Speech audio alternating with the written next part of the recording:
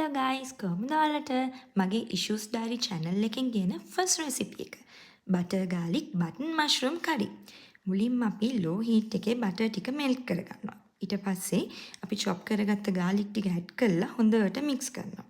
මම butter පොඩ්ඩක් අඩුවෙන් ගත්ත හින්දා මම තා චුට්ටක් දාලා මේක mix කරනවා. දැන් මේකෙන් හොඳ සුවඳක් එනකොට අපි දාගන්න ඕනේ මේකට කපාගත්ත button mushroom ටික.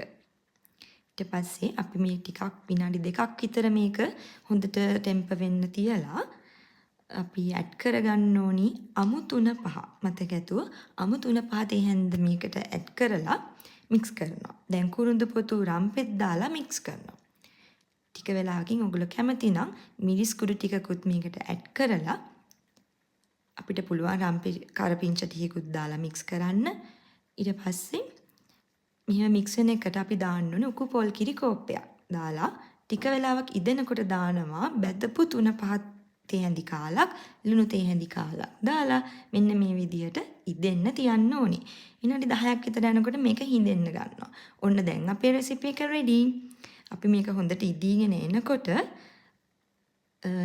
ලිපෙන් මේ භාජනය බාලා ඉතින් අපේ කෑම එක රස බලන්නයි තියෙන්නේ. ඉතින් ඔයාලා මගේ රෙසිපිය හොඳද කියලා රස බලලා කමෙන්ට් එකක් දාගෙන යන්නකෝ. එහෙනම් see you. bye.